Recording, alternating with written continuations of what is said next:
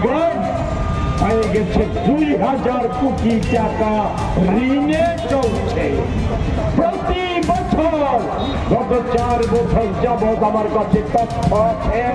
যদি মাননীয় মন্ত্রী আমার চ্যালেঞ্জ গ্রহণ করেন তাহলে আমি তথ্য দিয়ে দেখিয়ে দেব প্রতি 4 বছর কি করে নিগম নিয়মিত ভাবে বছর বছর লসের মাত্রা বাড়িয়ে চলছে।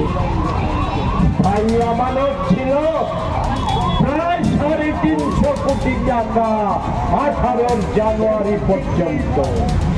এর পরবর্তী সময়ে এই রাজ্য সরকারি গত 4 বছরে সরকারি তহবিল থেকে নিগমকে দিয়েছে 322 কোটি 60 লক্ষ টাকা।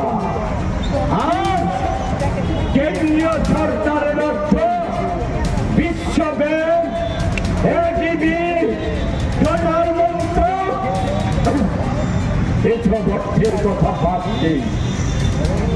2018 সাল থেকে 25 সালের 31 ডিসেম্বর পর্যন্ত 2 লক্ষ নতুন গ্রহণ হয়েছে এই রাজ্যে, অর্থাৎ ভোক্তা বেড়েছে এই রাজ্যে।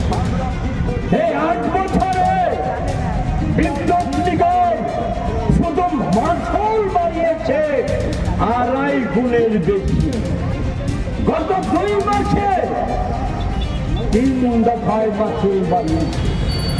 ভাবতে অবাক হয়ে যায় কতটা জনদুশ্মন হলে পর, জনবিরোধী হলে পর আপনাদের স্মরণে আছে।